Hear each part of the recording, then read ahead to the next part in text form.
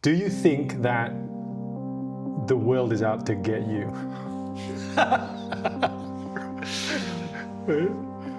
I love how you started this. I'm going to say yes. Yeah. I'm going to say yes to that because I think I realized that, especially more recently, when it's become sort of apparent that we live in a hostile world to everyone, sort of on a global scale. Yes, yes. But I also think I thought about, why do I do what I do? And I think a lot of that comes from growing up where I grew up, being out of place, immigrant family, racism, structural inequality, all of these things, and not having the feeling like I'm from here, I belong here. Yeah. Parents are from Jamaica, and but they're both Chinese Jamaican. They were born in Jamaica? Yep. Only my grandmother on my mom's side spoke any Chinese. Right. And and then they moved to Canada to go to university. I was born in Canada. Right. And grew up in the western part of the country, primarily in a place called Edmonton, which is the middle of nowhere. Yep. My parents were both architects. Right. And they met in architecture school, I imagine? They met before that and then went to school. Right. So my mom was an interior architect and my dad was an architect. Uh-huh. And they had their own practice, and so got to see firsthand their sort of struggles existing as creative people and like running a business and all of that stuff. But growing up there, I felt very alienated a lot of the time. What's the population like? Just white Canadians? Yeah. Right. Yeah. Right. There's one black kid at the high school. Okay, and you. Like 2 Vietnamese kids and me. Yeah. That's about it. Yeah. And then you felt like. Well, I just, not that I didn't have friends and whatever, sure. But I definitely didn't, it was clear I was not from there. And to various degrees, depending on what was going on in the day. Right? Yeah. From like fighting in the schoolyard to, just being like, ignored in certain situations, right? Yeah. And so I think most of my design stems from that fundamental sort of using design to sort of adjust for that uphill sort of tilt that my life appeared to me to be on. And so trying to make sure things, so I always say, we try to make clothes that you don't have to take care of, that take care of you. Yes. Yeah, and that's kind of I guess, looking back, I'm gonna guess that's where that came from that. I'd say most of the media that actually reached me in pre-internet, remote Canada would have been, or the thing that interested me was science fiction, right? Yeah. Science fiction films. Totally. Which is not runway fashion, and that obviously comes built in with narratives and extremes and situations and all of that. So there's definitely part of that. It's definitely, there's some cosplay elements to Acronym for sure. Yeah, for sure, right? But I think that's what makes it compelling as well. Yeah, it's fun. It's fun to dress up and be like, yo, I'm ready for whatever. Right? Yeah. So I'm sure there's parts of that as well. Yeah. But you've been that outsider feeling. You didn't really make that easier for yourself, right? Because you've then moved to Berlin, where you're again. You're an outsider. Yeah. So, which brings about like, why did you move to Berlin? Why did you choose to still do that when you could have, moved to? I guess moving to Jamaica wouldn't have probably solved wouldn't have that. helped either. not for the fashion part. I mean, the dumbest story is it's the same story as everyone else has. Yeah. Met a girl. Yes. Yeah. Moved to Berlin. Seemed like a good idea at the time. He was like, let's go. Yeah. But yeah, I say that to people who know me for years are always like, I've stopped saying it because I say it all the time. I've never really lived anywhere that I like 100% chose just because I like it. I've always lived places because that's where the job was, or that's where the opportunity was, or I can stay with them, or I can do this. Yeah. And that's it. That's just how it's gone, for good or bad. But I think it's for good. My feeling is that I don't think there's a place for everyone. I think it requires some effort from yourself to make something feel home-like. Well, I'm hoping so anyway. Because I haven't really felt like home anywhere myself too. So, I mean, when I came here to Germany in particular, I met Michaela, who's a co-founder and still co-owner of ACRONYM. She's from Munich, and but left when she was a teenager and went to Canada with her family. And she also isn't a typical like German person because she grew up, half of her life she grew up outside in Canada. And but when she came back, it's like we went to the bakery around the corner from her family's house. And her grandmother also went to that same bakery, and that bakery had been there longer than Canada, Yes. And their whole family, that clan, like centered around that house, and they're still, the family's still there, right? They're still parts of the family, right? And so there's a very concrete understanding for her of like, this is home. It's right here in this block, at this address, at this floor of this building. Like, it's there. And there's nothing is going to, I don't think is ever going to change that, I find that hard to understand. Like my family has moved every generation pretty much. There you go. Yeah, same. Yeah, and we'll continue to as well. Yeah, probably.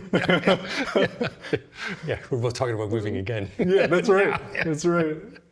Yeah, we're going to move somewhere where we're, I don't know. But I think, that definitely informs everything about who I am and what I do.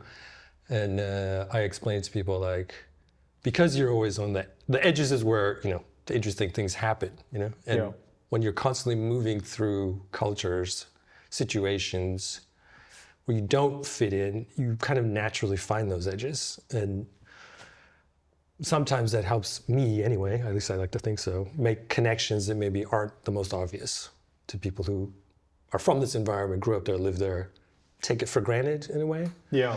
I feel like a lot of the times, places I go, I'm like, oh, that's interesting to me. That seems fresh. And people are like, oh, why are you into that? I'm like, that's cool, Yeah. And in my mind, that's my advantage. For sure. Yeah. Yeah. But it's very like personal work, right? Like that's the feeling. What books were you reading in terms of, is it cyberpunk, was it? Yeah. Obviously, I was reading William Gibson. Yeah. I read Neuromancer and Burning Chrome and all that stuff when I was like mid-teens, probably 15, 16. I read a lot of sci-fi, all kinds of sci-fi stuff. Yeah. That interests me the most. I read some Ayn Rand, actually. Yeah. It was like very sort of dangerous, but also depends on your interpretation, right? But also kind of powerful in a way, Yes. kind of like, and then for Christmas, my parents gave me one time a translation of The Art of War. Yeah. Which was like, I think they just saw in the bookstore and was like, oh, it's a nice cover, and gave it to me. Yeah. But I read that Christmas Day, like cover to cover, like I was just like, what is this? Like, and doing karate and all that stuff. So that became like a big thing for me. It was like, oh, this is an interesting way to. The martial arts thing was fairly early on. Yeah, that for sure. That started when my brother was 8 and I was 10, and we went to the YMCA karate class, and then just stuck with it actually. Yeah. And that's where I learned. I feel like I learned more there than I learned at school. Like, as far as like how to deal with life or how, just a way to approach things, even understanding yourself, which I guess is probably the most important thing. Physically, but also mentally, and even I've told the story before too, but like. My first understanding of apparel came from my karate uniform. The gi? The gi, yeah. Because of the gusset in the pants. And I realized very early on that like, oh, I can do things in this uniform I can't do in my regular I'm not familiar with the karate uniform. It's like a judo uniform. It's a kimono style. It's very simple. The pattern on the top is like you'd expect. The pants are also very simple construction, very straight. There's no side seams, only an inseam, but there's a big gusset in the middle, which allows you to lift your legs and move relatively freely. So I realized right away, I was like, hey, I can't kick like this when I wear my regular clothes. I do that, and my mom would take me shopping and in the change room, like, you know, I was just like, what are you doing? You know, like I need to be able to kick people in the head, Mom. Like, it's not happening. And that sort of, you know, that definitely was like that was like big informative. Yeah, so that was like a lifelong thing of like, I'm going to design pants that I need to kick people in the head. Yeah. That's still happening today, right? So yeah. So that definitely informed my. Did you go to school for fashion? I did, yeah. Yeah. Funny enough, I went to, I guess it's renamed now, but Ryerson Polytechnical, which is then Ryerson University and now is no longer called that, but I don't know the new name. I graduated in 1993. So what was like hot at the time, like in 93? What was? God, I don't even know. Yeah. I don't even know what's on. Yeah. Like, did something like inspire you to like, you know, I want to be like that person, and that's kind of. No, not really. It's really stupid. I was like, I wanted to be in design, and I narrowed it down to architecture, graphic design, or fashion design. I was like, there's going to be more girls in fashion design. That was ended up being true. that was true. I was a terrible student. I was distracted. Not even. I was just annoying. I was just like, I was not cool. I had issues. I was like, you know, like what? Yeah. Well, I almost got expelled twice. Yeah, I had a run-in with one of the security guards. What's going on? Well, the campus was right downtown, and at night, and obviously the fashion students are there all night because they never finish their work, and the sewing labs are open only till 10, but then we'd all hide.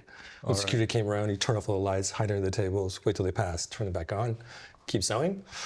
So there was a strong sort of security presence. And then one day, I don't know, some girl, a fellow student, got some kind of news from her family, which wasn't good, and she was crying in the hallway, and then a security guard came by and was like, I felt like he was bullying her. So I was like, yeah, leave her alone. and then I don't know, I was not in a good mental state those years. I ended up chasing him down the hallway, and you were chasing the security guard. yeah, it's Okay. It sounds bad. Anyway, let's maybe edit this part of the interview out. Anyway, and then after Who that, hasn't done that? Really? After that, security only came through the fashion department in groups of 3. Thanks to me, so that was great. And then later on, I also almost got expelled because I used a glue gun to apply the facings of my dress project. Yeah, I was laminating. It was foreshadowing what I was going to do later. No, I was just really shitty at sewing. Right. And it looked great. And then until the glue dried completely over the weekend, I guess, and then the facing just fell off. Oh, yeah. Landed on the floor in the closet of the teacher's, the professor's room. And they weren't happy about that at all. So, for various reasons, I was a bad student. I was a terrible student. Yeah. Like this early stuff that you were doing for yourself. Yep. Like the core idea was starting for Acronym? For Acronym, or like back then, or Back then, I guess. yeah. I mean, some of it's the same. Like my graduation collection was. Yeah, what was that like? All Cordura. It's all black. It was nylon. Really? It was like, Really? Yeah. Who would have guessed? The pants actually kind of looked like the P10s. So it's kind of similar. Like it's very. So you already had the ideas then, like. Yeah, because I had the same frustrations with clothes, right, back then. Also, I couldn't afford anything back then, so everything I had was kind of low grade and would like fall apart or like. Yeah. And I'd be in Toronto in the winter. And it was either like, okay, I'm going to spend the $3 I have on food, or I'm going to spend it on the metro to get home, right? I would take the food and then I'd walk home, which was like an hour, right? And then in a blizzard or whatever, and just be like soaked by the time I got home, right? So all of that was like, I was building essentially, protection for myself. And that was a very direct, like, it's like, yeah, this sucks. Yeah. But at the time, what was on the market? It's probably the same as now. Just like in Canada, I imagine it's Yeah, that's a good question. Well, fashion wasn't as like prevalent back then. Like there was no social media. There was no, like if you wanted to see the collections, you could only buy these giant Japanese magazines, Gap, but they were like $75 a copy. No way, okay. So you just go to the store and look at them in the store, right? That was the only thing you'd see, or at least I could see. There was no, it wasn't on television. It wasn't like a thing that was around. So I think there's not as much of a, like you said before, like what was hot. I was like, I have no idea. I don't know what was going on there at all. And you weren't interested either? I would, yeah, super interested. I bought every copy of Interview magazine from New York and ID magazine from London. And I would know every single page, right? But what was going on in Canada, who knows? I have no clue. Right? Yeah, There was I just wasn't, wasn't connected to the environment. And but that intersection of like performance stuff, like Cordura, and contemporary fashion, that was not happening at all. Yeah. That was not a thing. So I found out because I think the fascination with the technical part or the performance part came from my parents because they're architects. So form, function, all of that, fitness to purpose. So that sort of... Would they talk about work like at home? Well, we were never at home, so we were always at the office. That's the other thing. Yeah, because no money for babysitters, so my brother and I would just go there after school and hang out and annoy everybody, right? Like, and color everybody's drafting tables with Tipp-Ex and like just do like dumb things. And but that was always around. That sort of like those conversations were happening. That kind of problem solving was like exactly. That was like seeping in. Evident. Like it was just around. What did your brother end up doing? A software. Yeah. So he's sort of mathematically gifted, and that was funny too. So when I left home, I thought I knew all about computers. Because and then I realized, like, oh, that wasn't me. It's like, wait, Harlan did everything. I thought I really don't know anything about this, actually. It's funny, but none of that was happening in fashion, at least not that I know of. Yeah. And what did that feel like at the time when you were building stuff out of Cordura? Did that feel like... People were just like, this is weird and like stiff and noisy. And I was like, yeah, the noise is the cool part, But it was just... At the time, did it feel like I'm trying something new here? I'm trying something like... I never really thought about it like that, but, I just remember, because of interest sort of in some things that are technical, but not also having that much access. But I do remember going into, whatever the sporting goods store was called back then, Athlete's Foot, and seeing I remember seeing specifically like a Steep Tech jacket on a rack, being like, what the hell is this, right? Or like the Nike Air Moab shoe was like with the neoprene sleeve and like, it looked like, I was like, this is crazy, And then luckily Toronto had a mountain equipment co-op store, which was like an outdoor outfitter, right? And they were pretty cool because they also had stuff for repairs. So there was fabrics and trims and like cord locks and all that kind of stuff there. And I just wandered over and saw that, and that's where I got the fabric. It's like, it's for bags, right? It wasn't even breathable. Like it was like, it was like 1,000 or 500 denier Cordura. I was just like, bag. I'm gonna make jackets out of this. I don't, no idea about breathability or like, I just didn't understand any of those. But the concept was like, this was. I was just like, this is tough as hell. That's what I'm gonna use this. What was the reception like? I don't remember actually. It was important, really. I just, school wasn't like, whatever they would have told me to, I wouldn't have really paid attention. Gotcha. Not a good student. Student. What was your first design job? First design job was for a German company. So Michaela and I met at university in school, and then she was like, I'm going back to Europe now, school's over. I was like, well, I've never been to Europe. And then I just kind of went with her. Her aunt bought me the ticket, she liked me. And and then I, didn't speak any German, so couldn't really do anything. Tried to teach people English, paint their fences, whatever. Right. And first job I had in the industry was in the warehouse for a ski wear brand. And So you're working in fashion immediately. Exactly right. I was like, I tried to look at the designs as I was putting them in the box, in the warehouse. I had to get up at like 4:30 a.m. That sucked. But then one of Michaela's cousins was like, yo, you should check these guys out. And there was a German brand called Protective, which is a technical snowboard brand. And they were doing interesting stuff. Like that Kevlar elbow patches and stuff like that. It was like not typical snowboarding. And I found a brochure that had a phone number, and I called them. And I was like, yo.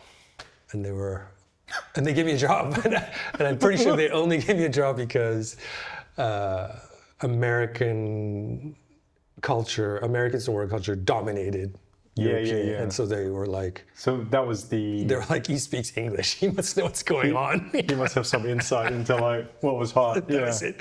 I'd never stepped on a snowboard. I had no clue at all, right? I get a lot of that too. But, it's like, he's Japanese. He must have some like psychic insight into like taste. Innate. Yeah, exactly. Yeah. So I started with them, and they were trying to do a new, like more, a younger focused line, which is called Subwear. And so I ended up working them for a number of years. Did the Subwear collection with them first, and then took over Protective as well, and then did both of those for a while. Had some disagreements with them about money and exclusivity and whatever, and as revenge, I was like, what are your favorite snowboard brands? And then they told me, and then I went and worked for all of those brands at the same time. So that, and then at some point we were doing like whatever.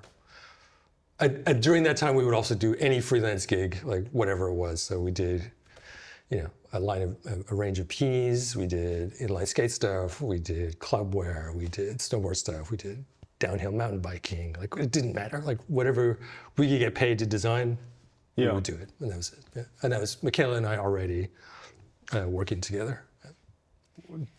You know, when you're doing these really disparate things that probably have no relation to this, did you feel like, I don't want to do this? Or were you just happy to be working? Or? Yeah. Back then it was just like, people are paying me to draw. Like, yeah. Whatever. Okay. Yeah. I don't care. Like let's go.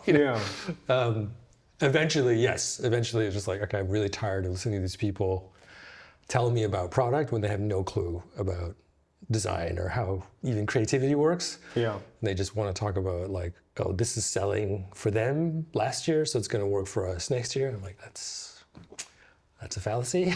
That's not how it actually works. But, I mean, that's like still the conversations that are happening now. Always, right? Yeah. And so you get tired of that, and we did, and that's actually what led us to like, let's do our own thing, because man, we have to do something where it's like actually approached with intelligence and curiosity, and not just like, hey, how can we make money quick? Yeah. So that was. But what was the frustration? I mean, like at the time you were probably doing pretty well, working for a lot of people. Yeah, being pretty busy. Yeah, we definitely. It was funny because when we did the first year of Acronym, we halved our income because we didn't have time, so we took time to do our stuff, and then the amount of money we were making just went It was just like, but we kind of planned for it because we kind of knew. We also, once we decided our own brand, we're like, okay, well, we need a certain amount of money to start this. And then that's when we really kicked it up, and we're like, we just took every job we could get to sort of like amass as much capital as we could. And we're just doing a ridiculous amount of stuff. I never left my desk. I remember like 2 solid years of just, I had this glass table. I used to draw everything by hand. And this pre-Illustrator, and then I put a lamp underneath the table and like would trace everything over, like these technical drawings with ink, whatever. For like, I used to have a friend in LA who was a comic book artist, Stephen Platt, and he would be drawing in LA and I would be drawing in Munich, and we would talk on the phone while we were drawing for hours, like for days. It felt like. That's so nice.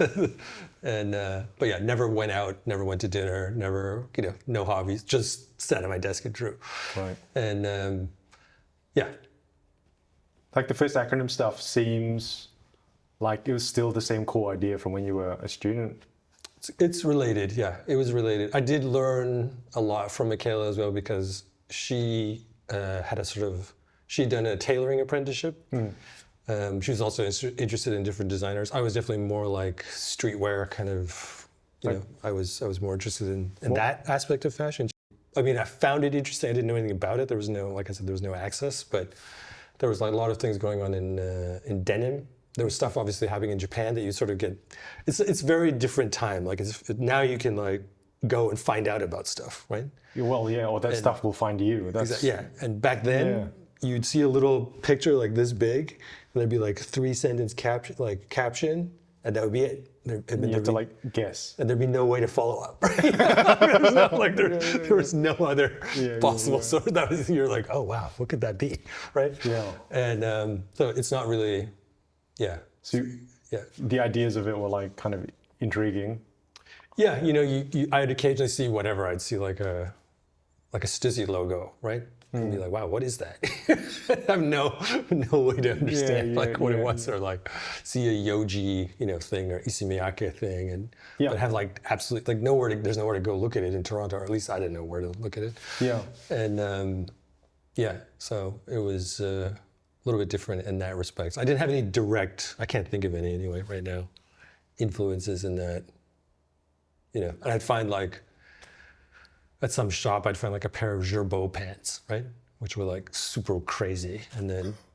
But that would be it. There would be no way to see like, is there a jacket that went with this? What were the other pants like? There was no, it was like, you got this one artifact and you're like, whoa, what does this mean? Like, did that first job in like snowboarding stuff really inform the things that you were doing? Because that's kind of a fusion between, I mean, there's a lot of function in that. Yeah, I think the thing that snowboarding did, I mean, for us, for sure, it was the first time I think there was technical apparel that was created with irreverence, as in it wasn't all serious. Like it was serious in that if my pants and my jacket don't work, I'm gonna have a shitty day on the hill. I'm gonna get wet, I'm gonna get sick, I'm not gonna be able to ride as long, et cetera, et cetera. Yeah. But at the same time, I need to look cool. I need to like. Yeah, because that was like this. Yeah. That was the start of the boom, wasn't it? Yeah. Yeah. It became a huge thing, and there was this positioning of snowboarding and versus skiing, and snowboarding was exactly the sick alternative. Exactly. You're like, okay. And it was even like soft boot versus hard boot, and like all of that stuff was going on as well, right? And but snowboarding was like. Especially after we started working with Burton snowboards, and in particular a guy there, Greg Dakishin, who's the originator of analog, and so many other things at Burton, like everything they did that was cool, he did. But that was the first time we really like I remember Arc'teryx coming out then, and all the guys in the snowboarding design back there kind of making fun of them, like, oh, they're such nerds, like. And like Greg, I remember him briefing me once, like, he's like, man, what can we make that's like gonna piss everyone off? Sounds like a fun. And I was like, and we'd be like, what's really not, what are we not supposed to do? Like, and then we'd go and do that, right? And, so we made like we made a jacket, like he was like, yo, let's make a jacket that's like a Gundam. I was like, sick. We could do that, like, and then, stuff like that. So that was the first time I think technical apparel met with this sort of subcultural punk rock sensibility, where you're like anti-authoritarian almost, right? Yeah. I feel like that energy is like. That's a big thing. That's a big thing. Yeah. Like snowboarding is no longer a big thing. No. But the energy though. That thing. You can plug into a lot of different stuff. Yeah. And so many people came out of that mix. Like didn't even know at the time, but like Jeff Staple was working for them, Stash was working for them, Hiroki Nakamura went out to found Visvim. He was there. At Burton. Yeah. Okay. He was at Gravis, which was the Burton footwear brand. Right. And Hiroshi was working with them. Like it's just. Wow, that family tree. So many connections, and like you could make a movie about that, but a documentary. But it's in hindsight, you're like, wow, that's kind of crazy. Like and so that was huge. The energy of that was like reverberated into the world. It was like a fun time at work. Yeah, in a way. It was also quite stressful because it was like a certain amount of things you had to do in a certain time, and it was like they probably wanted to make the most of that. Well, our relationship was different because we were the first external people they ever hired. So we were freelance, and with Burton, that just meant you got a briefing, you went away, you did some drawings, we made this big binder with all the specs, and we sent it away. And then we didn't hear anything. We wouldn't talk to anyone, we didn't hear anything. Then we would go to the ISPO, which was like the big trade show. It was like, there and it then he was like, oh, that made it in. Oh, that made it in. Oh, right. Too bad they didn't make that jacket. Oh, they turned that into a girl's jacket. Or, like, oh, that's now in the kids' collection, right? Like whatever. That whole. So we didn't have. I only went there a couple of times, maybe 4 times total over like a 10+ year working relationship. Later on, when I met Greg, when Greg became like the creative director or director of soft goods, whatever it was called back then, then it became closer. And then analog and all the really fun stuff happened then. But before that, it was just kind of like you just ship this binder into the void and just be like, yeah, good luck. Hopefully, hopefully they use it, and then and you can say, oh, I did this jacket, And so when did Acronym start? Acronym started, the company was founded in 1999 because we thought that would sound cooler than in 2000. 1999. And the energy at the time was very like, what was it like in Berlin in 99? We weren't there, we were in Munich. Right. So Berlin didn't happen until 2006, I think, 5 or 6. Munich is where we started. And in Munich, we found this really cool, first we were just in our apartment. And then at some point we realized we could afford a studio, and then we found one. And it was this amazing industrial space, kind of in the forest, like a little bit outside or towards the edge of the city. And they had like 4-meter high ceilings and this giant room. Like if you put down your sunglasses somewhere, you'd be like, never find them again kind of thing. Like it was like, there was only 2 of us in there, but it was like almost 400 square meters. Like this massive space. And then we just stayed there. Like we didn't go anywhere. So we had no interaction with the city at all. We're just like, just in the woods. We were just in the forest, in the bunker. And it was a physics laboratory before. Technikum 3, part of the Fraunhofer Institute, which is like a scientific. That is very. Yeah, it's wild. I mean, in retrospect, it's like almost too acronym, right? Yeah, it's like, it's true. It's true. You were in a lab. We're literally in a decommissioned physics lab. Yeah. And in that lab, they used to test. They used to blow things up, I think, essentially. So they would like get a television from somebody, and then they would drop it and film it in slow motion and see how it broke apart. So because everything was concrete, like the whole roof, the walls, everything was concrete. There was no windows. But Michaela's father is a Dachdecker, a roof maker, and in construction. So he came with his friends and sliced out these big chunks of the concrete and put windows in. This is a rental? It was. We made an agreement with them. They were like, "You really want to rent this place?" Because it was like not attractive, right? We went to look at something else. They were like, not really, office space, whatever. And like, well, we got a warehouse. You want to see that? They're like, yeah, show it to us. And they open it, like, oh my God, this is it. And they're like, really? You want to rent this? I was like, well, yeah. And then we rented it for 10 years. And we were like, so if we do this and this, can we make some kind of arrangement? And so that worked out. Yeah, so we were there for ages. But that also meant we didn't go anywhere. Like interact with this. I have no idea what was going on in Munich. We were just in the lab doing stuff, right? Yeah. What was the early stuff like? Well, it was all the agency work, of course. Like that was a lot. And the agency was called Acronym. The agency was not. It was originally called ARX, ARX, which I don't remember why, but and that proved to be impossible to register as a trademark. ARX. Yeah. Why? It was already taken. Okay. Yeah. And then we started like thinking about how could we name the company,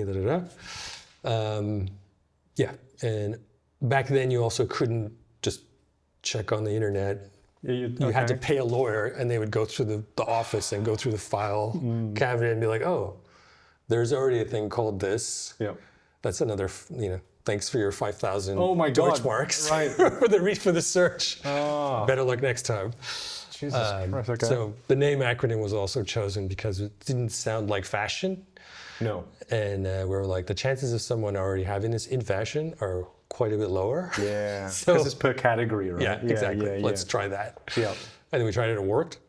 Great. And the trademark lawyers were also like, wow, we can't believe you actually got a word that exists because almost all words that exist already are taken. Yeah. We were like, okay, cool. And that was the name. I mean, the meaning was cool and we wanted this, that all made sense as well. But But the way that you name your items, that was already... no, that came later, actually. That came later. Right. Yeah. And that's also not an acronym. Those are initialisms. We also learned the difference between. Oh, Yeah. right. So an acronym actually has to make a word. Like FBI is not an acronym. That's an initialism. So what's an acronym? Acronym would be like NASA makes a word, NASA. That's an acronym. Okay. Whereas like IBM, International Business Machines, it doesn't make a word. You can't say IBM. You can't. It's not IBM, right? You can't. So then it's an initialism. Yeah, I'm still having trouble with ATM machine. I'm one of those Yeah, guys. that's definitely true. Yeah. Yeah. The English language. So the first release, yeah, Okay. that was what was that? That was 2002. It was called Kit 1. Yep. And it was essentially the result of us realizing we don't have enough money to develop a collection. So, and because of that, we're like, well, we have all these ideas, so what do we do? And we thought, all right, let's put all the ideas we have into one thing. So all the ideas we had for an entire brand into essentially, it ended up being actually two products that interacted with each other, one jacket and one bag, plus some music, some catalogs, some visuals, all in a sort of box set, which encapsulated the entire brand as a single thing you could buy. And because we didn't have enough money to make like 30 SKU or even 10 SKU or 5 SKU, right? It was like, that was it.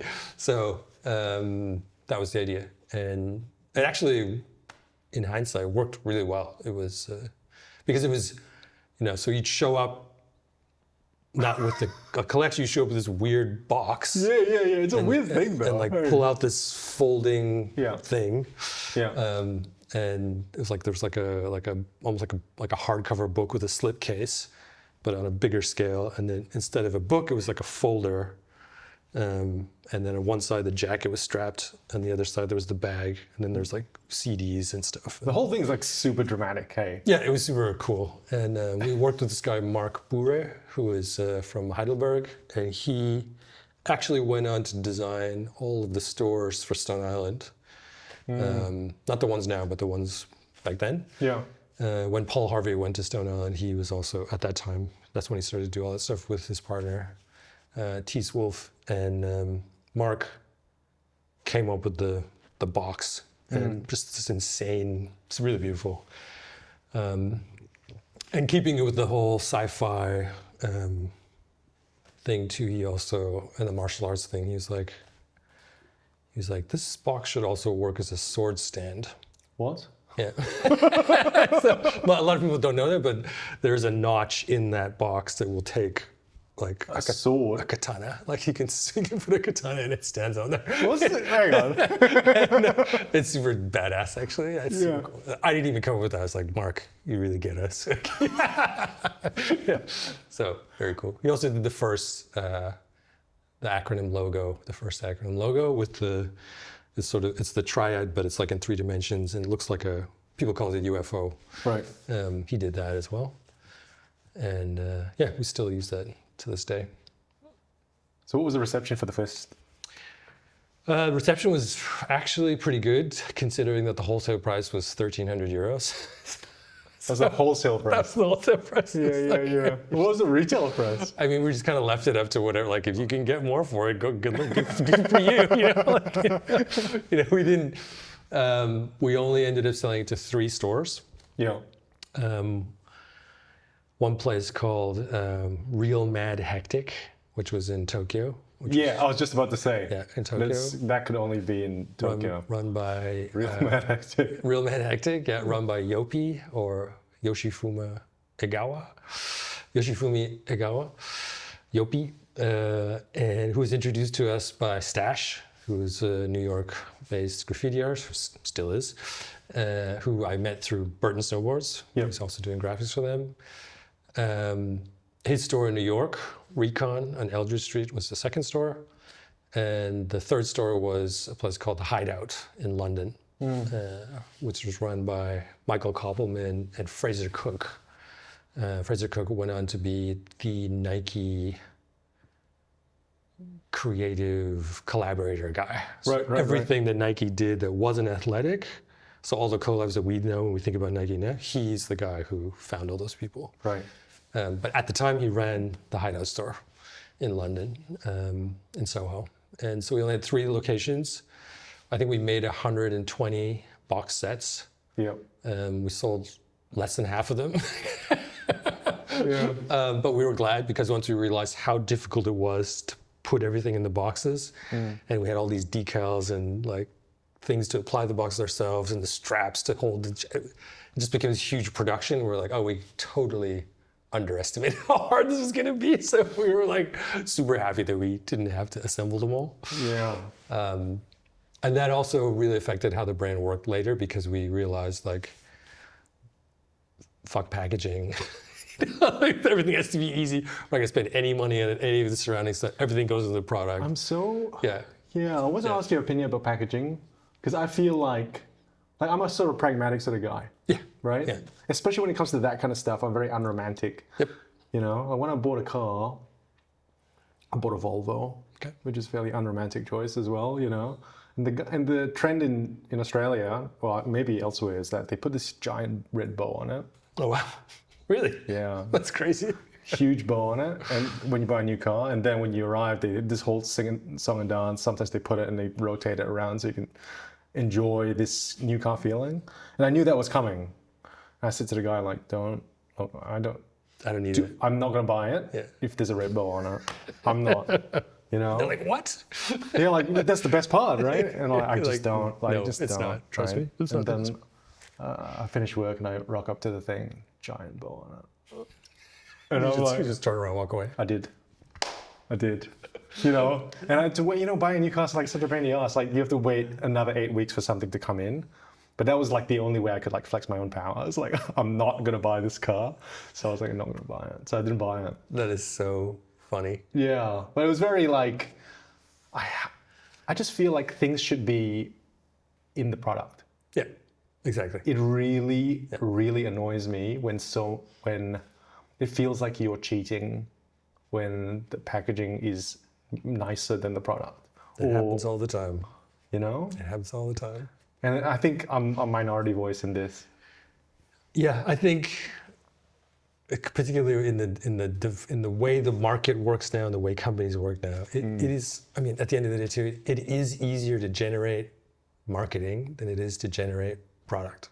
So yeah, you can tell it's I feel like this concept of marketing versus product is also is very much like a modern discussion. Yeah, it's false. Actually. Yeah, exactly. It's not real. Yeah, I think the marketing should be in the product. Should be. Right? And if your thing is so sick, people are going to talk about it. Yeah. And you can talk about it very plainly and be like, yeah, that's a compelling story already because the product is it. Yep. But if your box is the nicest part, like, get fucked, you know? It feels wrong. Yeah, it's just not cool. Yeah. So what's your current packaging now? So after the box set thing, which was not that. But that was also more of like an art thing, you know? That's something, yeah. But then we went to a Ziploc bag. and it's still that. It's still a Ziploc bag. Is it like a custom acronym? No, Ziploc? it's a cheap, terrible, like... It's a generic bag? It's a generic bag. And we put it... I love that. We laser print a sticker and we slap it on.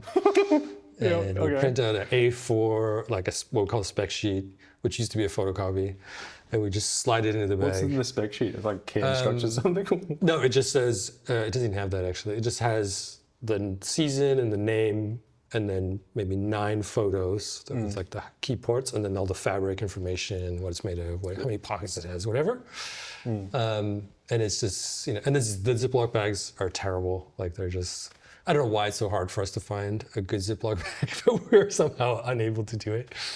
So we get these industrial grade ones that like, as you pull out the thing, it leaves this weird residue on the garment that's like white, which we've christened science dust at the company. And yeah, it's terrible. So you have to sort of dust off. When did that start? The science dust thing didn't start until like a couple of years. We don't know why they started to make them like that. No, it's in like the move to the Ziploc bag. 2003. Yeah, and prior to that? 03, 04. Prior to that, there was no seasonal collection. That was the first seasonal collection. So it was right at the beginning.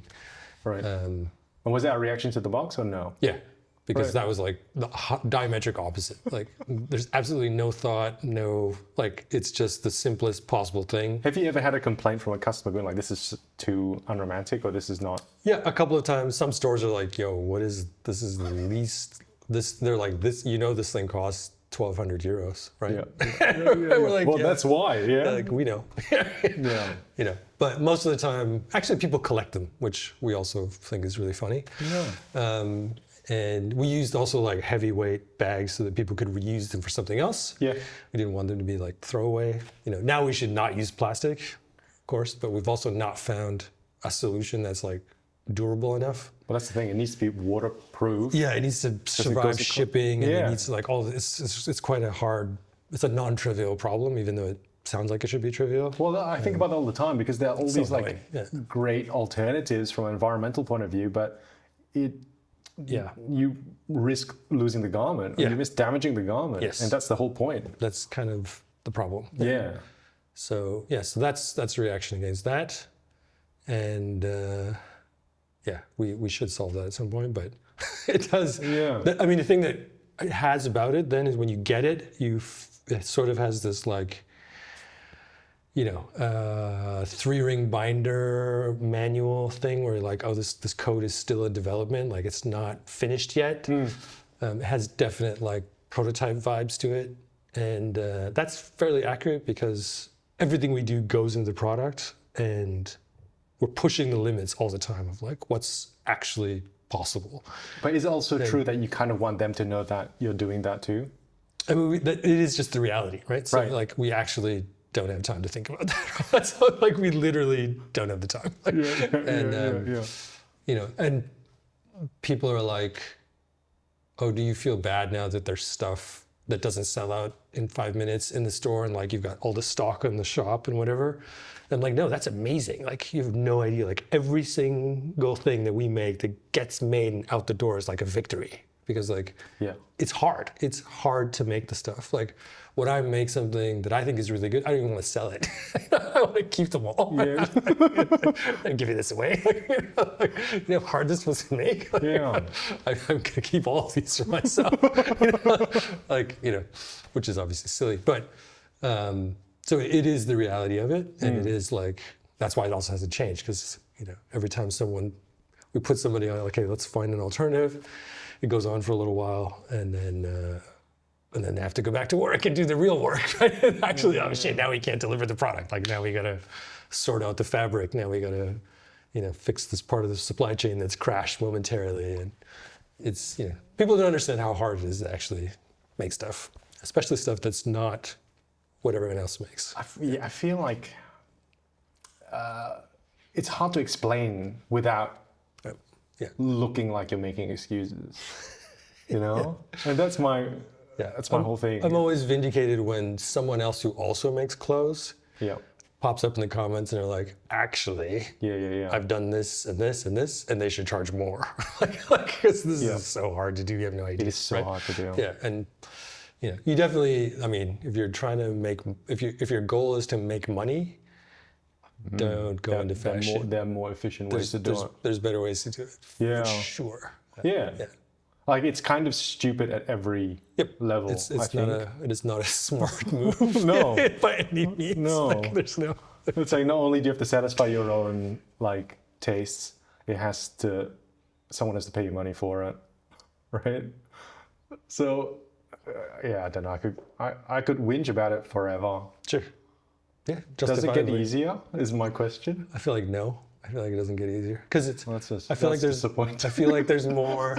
I think if it gets easier to know like what you want, gets easier. Yeah. Like I'm about this. I want this. I want it to do that. There's more. Like at least for me, there seems to be more.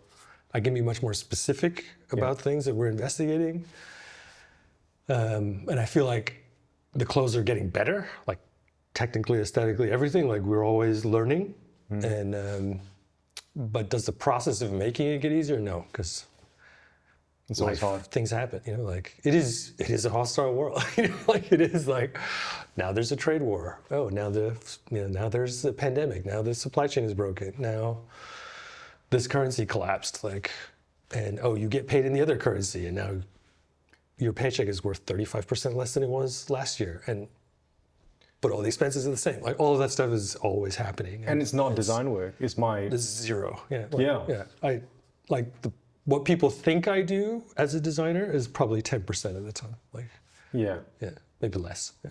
Like, Yeah. For me, it's less. yeah. For me, at the moment, it's like 3. At the beginning. Yeah. Like it was definitely like Michaela and I ran Acronym together, and there was only 2 of us for like the first 8 years probably. And we did everything. Like we packed the boxes, we wrote the copy, we filled out the orders, we designed the stuff, we made the spec sheets, But I mean, for me, it seems like a very unlikely success story. Hey, because for me too. Yeah, we were like, wow, this is working. yeah, because all your stuff is like there's so much in it. Yep. And none of it is really generated to be palatable or commercial. No, none of it makes sense. Like there's so like it really is so focused. Yep. Yeah. It's a Singular, very specific, weird thing. Yeah. And I mean, somebody wrote that on one of your videos, a comment yesterday. Right. Somebody wrote, the more personal, the more universal. Do you think that's true? I was like, that's pretty good. Yeah, in some ways. Yeah. I'm becoming to realize that it's probably true. As an artist, I think that's a valid. But why do you think that's true? Is that because we all have common problems? No, I think it's because of honesty. Like, because if you're actually honest to yourself and you're doing something that matters to you, you can't be dishonest if you're doing something that matters to you. What do you mean? Like, otherwise you're just lying to yourself, right? Like if you're actually asking, like, what do I actually want to make as a creative person, right? You have to confront yourself and be like, I care about this, I don't care about that. Like, because there's always compromise, there's always decisions. Doing this means I don't do that, right? At the most fundamental level. If you're doing something that actually matters to you, those decisions are very real and very serious. So when you really do something that's personal, you have to be honest about it. You have to actually, and I think people see that and it resonates with them. They're like, oh, this is actually authentic. Do you think there's some problems that you understand better than most people would? Because you've been thinking about it for a long time. Yeah, maybe. But I would say I don't think about it like, oh, I know how to, I'm a genius. Like, yeah, but I mean, do you have the sense like, look, I've actually thought about this forever. Yeah, I do remember there being a time when like Moritz is one of our head designers, and we were talking, we were like, at some point we realized like, we do kind of know what we're doing now.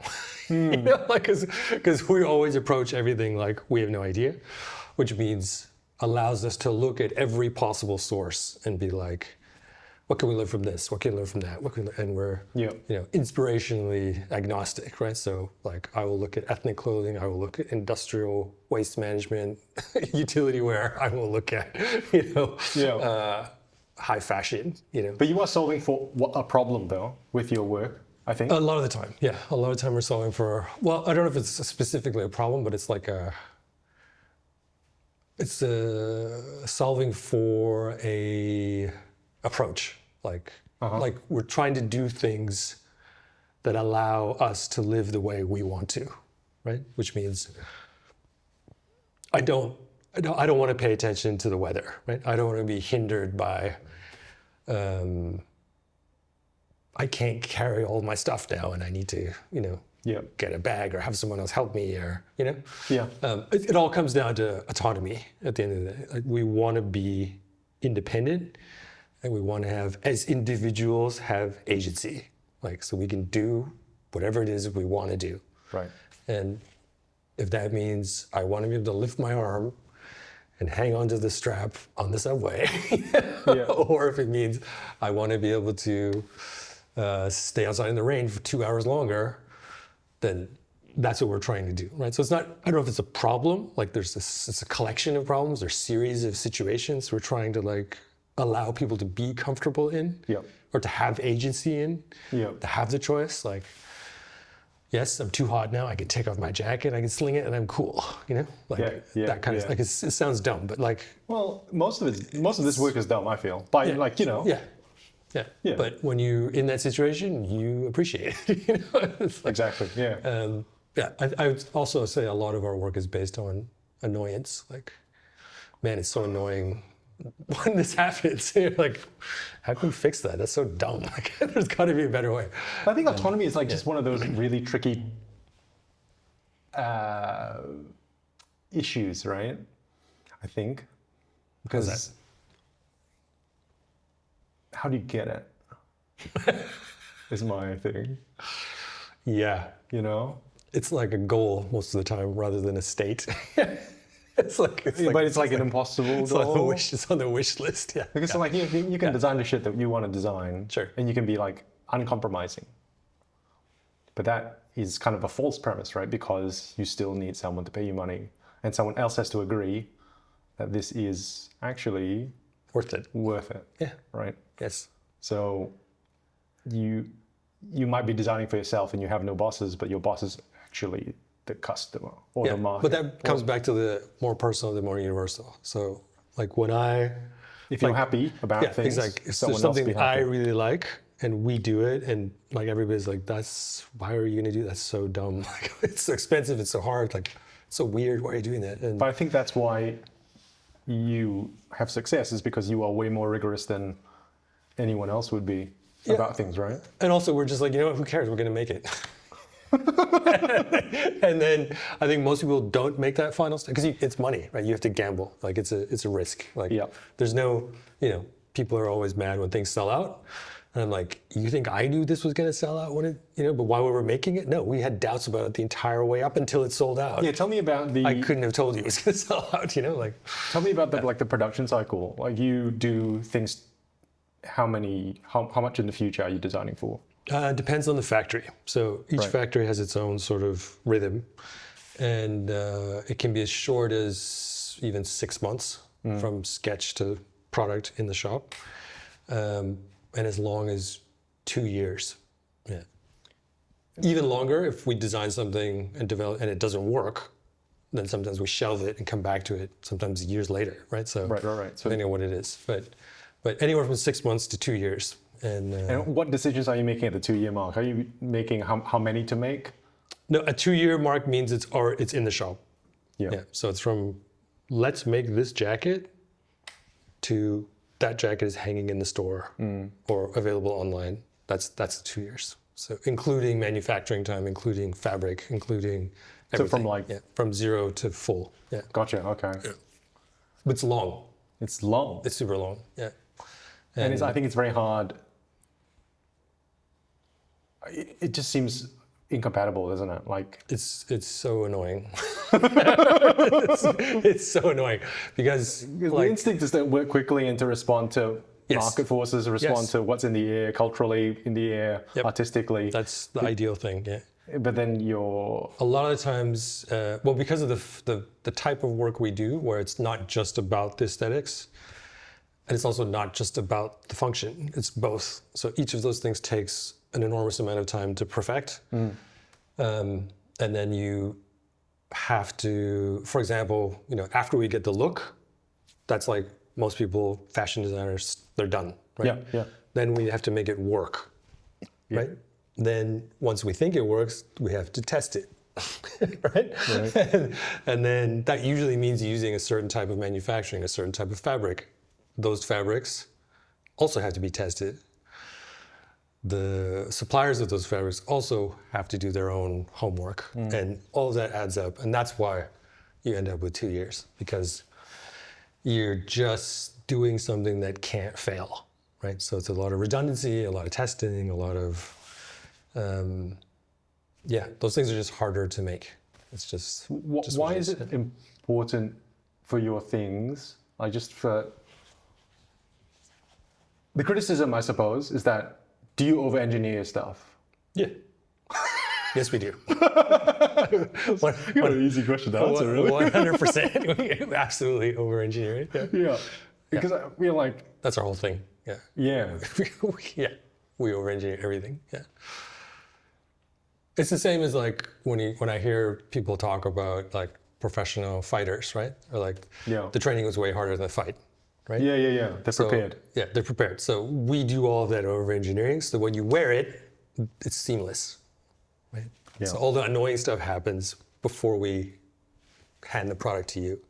So that when you have it, you can just have fun and be like, or focus on actually what you want to do rather than what you're wearing, right? So I don't have to worry. I understand the approach, yeah. I don't have to worry about like, oh, it's gonna rain now and I'm on my bike, right? You know, it totally doesn't matter. Like, or I go to the restaurant and somebody spills red wine in my pants and the waitress is freaking out and you're like, hey, chill, nothing happened, right? Like, I get it. I get it. You're good, I get it. right? Like, that's what, that's our thing. So it's absolutely 100% over-engineered, like Deliberately. Yeah. And for good or bad, that also means small production runs, high cost, like it's expensive. It's not for everyone. It's like it's weird. It's weird stuff. And but for whatever reason, it resonates with certain people. Do you like your personal relationship with the work? Has that changed from the start? In terms of, what do you mean? When you get little wins and things at the start, did that feel different? Was that unique? I think it's actually gotten easier in the sense that when we started what we were doing, there was no, there was nothing related. There was no community. There was no... You couldn't get any feedback, really. Yeah. We were just doing weird stuff that nobody understood, and we decided very early on, like after maybe 3 years, we're like, because we thought it would grow faster and we thought it would like make more money and whatever, and that we could do less agency work, blah, blah, blah. And then it didn't happen, and we're like, this is so hard, it's so much work, and the financial reward is so small. Yeah. We never lost money, we've never lost money, but we were like, is it worth it? Like, do we really want to do it? And we decided, you know what, we're just going to do it because we want to do it. When was that? That's... How many years in was that? 3 years in, like maybe 2008. Yeah. I'm 3 years in, I feel. Yeah. I feel it. Yeah. 3 years into the seasonal collection, 2007, 2008. It's so much work. It's so much work. It's like, it's unfathomable amounts of work. Yeah, and, because I think the fun stuff about designing, which is kind of like, okay, I'm taking the very vague ideas and then giving them like, okay, so it has a physical shape now. Yeah. And that physical shape is the best. It's the best. Yeah. Because I kind of like, I'm an interpreter for vague ideas that are just like floating in the air. Yeah. Well, and then you feel like kind of a genius, right? Yeah. You're like, No, getting prototypes back is the best part. Like you're like, oh, this is so cool. You get so juiced up. You have some weird concept and you're like, oh, now I can try it on and wear it around the house. So sick. Like, the best, it's right? so cool. Yeah. And that, I think, if that remains their motivation, that's probably the healthiest thing. It is healthy, but no one's paying me to do this stuff. Yeah, I mean, not yet. Yeah. Hopefully, right? Hopefully. Yeah, hopefully.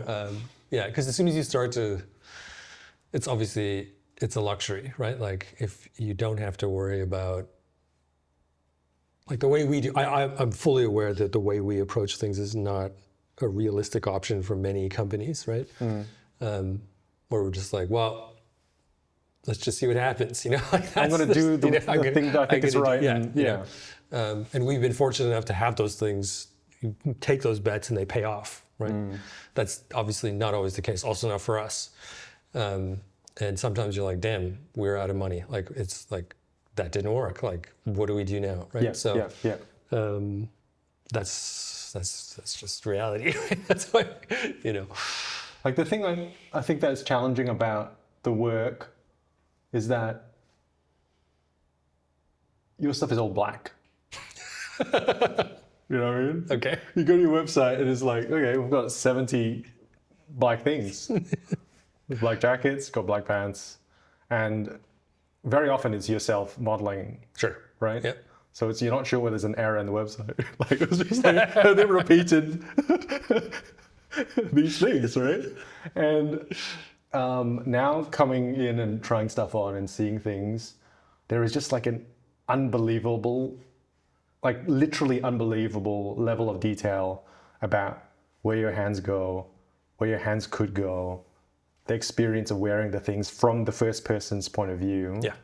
Not from the camera's point of view, but the point of view of the person wearing it. Yep. That cannot be easily communicated on a photo, even through videos. Which Nope. You have to wear it. You have to wear it. Yeah. And I feel like, I think that's very challenging. Like, I didn't know any of this stuff, but I got it. I kind of, you intuit the value of these things when you wear it. But how does that exist in e-commerce? It doesn't. Well, this is It's you can't convey that feeling. Yeah. Like it really is. I think for acronym anyway, the most important thing is, aside from just trying it on yourself and having the experience. like let's first, talk, like, we'll I want to show people, like you know. Sure. This is a convertible pant to skirt, cargo pant to cargo skirt. Okay.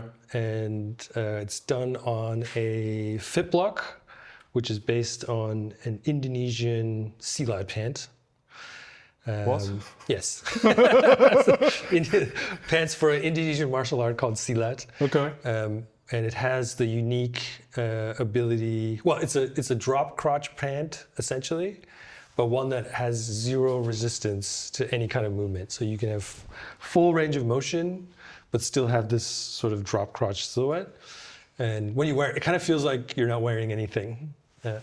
So you can move your legs in any direction, laterally, pendularly. And that's whatever. not normal for a drop crotch pant because, like, At all. Yeah. if it's drop crotch, you would think that you would run into problems early. Yeah.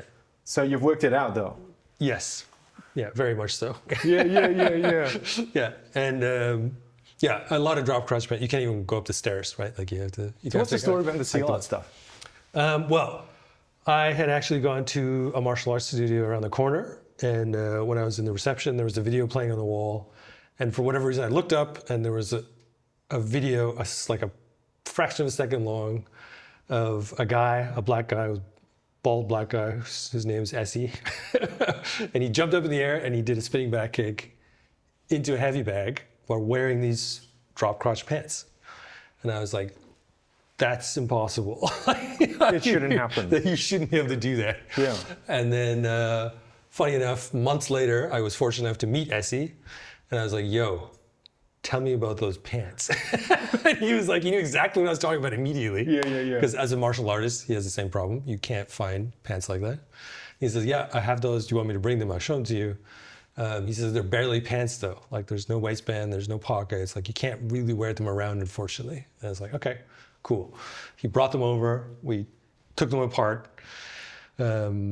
examined the geometry, copied the pattern, made our own version, made a prototype. And then we started to work on it and understand, like, why do these fit mechanics behave the way they do, and how does this work? Yeah, and how does it work? Well, it's what we call an edge-to-edge fit block, meaning it uses almost the full width of the fabric. And essentially, you have a lot of excess material, and the pant is not, the legs of the pant aren't cut like this, they're cut like this, right? So you gain all of this range of motion with this excess material. And then it has to be the right combination of material and shape so that when you, because you don't stand like this, right? You put your legs together, stand like a normal person, That it still looks cool, right? And that's what it looks like laid flat. That's what it looks like laid flat. Exactly. It's a triangle, essentially. Yeah, wow. It's a big ass triangle. And that led to the pant called P25, which was the first edge-to-edge fit block we did. And then we keep we keep iterating on it and adjusting, the length of the rise, the angle of the cut of the pant, of the legs, sorry. And then adding things like features like pockets, changing the waistband, that kind of thing. And eventually arrived at a pant called the P30, which essentially looks like this. That's gone through several variations. P30 was a 3/4 length summer pant. Then came P30A, which had a zip-off cuff or zip-on cuff so that you could wear it in the winter. Then came P30L, which had a straight long leg. And then the latest version is SK30, which is a convertible pant, which means you can unzip the inseam and turn it into a skirt for the summer. What's the story behind the skirt? So my girlfriend wears the P30L, that's her favorite pant. And she was like, yo, I need this like a skirt. I need this pant, but in a skirt. And I was like, okay, cool. And forgot about it. and then, every couple of months she'd be like, yo, where's my skirt? And then one time I was like, you know what? I could probably modify one of the pants I already have and make her a skirt for Valentine's Day. So I did that. How nice. Yes. And she was happy and it was cool. And then maybe 2 weeks later, I was thinking about it. I was like, you know what? The way I modified that skirt, I could probably also now modify back into a pair of pants if I added a zipper into the inseam. To make it convertible. Exactly. And it worked. And actually, the SK30 I wear is still that one. It's still the test one. I was like two plus years later, I'm still wearing it. So we can zip that. Yeah, just keep going. Yep. And now Now you got got massive ventilation. Yeah, exactly. Yeah, and then so when I started doing this, and in the summer, I pretty much only wear these now because once I started wearing a skirt in the summer, I was mad. I was like literally like, what? How have I not been doing this already? Like, how am I this old and just wearing a skirt in the summer for the first time now? I was like, it's so much better than pants. Like the feeling is so much better. And this is from Ziploc. Yeah. From Ziploc to skirt. Yeah, Ziploc to skirt. Pants in between. Not necessarily the same person who's going to buy the shirt is going to buy the skirt. Right. So there's different. So there's no like one acronym dude, like no, yeah, not at all. a bunch of them, I guess. There's a few of them. It's always, that's probably the best part about the job is being surprised by who's into it. Yeah. It's like, oh. But this skirt look, that's also you. And this shirt, that's also you. Yeah. You're the common denominator in terms of taste. Probably. Yeah. I do think there's stuff though that, like, I always get surprised. Yeah. Quite often. But I'm like, well, I'm not 100% convinced, but let's try it. I'm always like, look, I've fallen into the trap of designing for myself. Okay. Because that's the only thing I can understand. Yeah. And really, it's very honest. that's the only thing I'm interested in. Yeah. It's also it's the most honest perspective. Yeah. But I'm continually surprised by what commercial taste is. Yeah. Because some things really go, and some things like I think would be probably more to everyone's taste. No. Yep. No, I feel like I'm terrible at predicting what's going to be I've kind of given up. I've kind of like, look, I'm just... Yeah, I think it's also not a good idea as a designer to try and anticipate that. Because you end up like pleasing no one. Is that the idea? Yeah, it's impossible to know. Like there's so many things. I think there's probably no darker feeling that I pandered to someone else and then it didn't sell. Work. There's no deeper hole, right? Absolutely. That's true. That's absolutely. Because at least you can fall back and at least I liked it. Yep. You know? Exactly. Or at least convinced me, Yeah.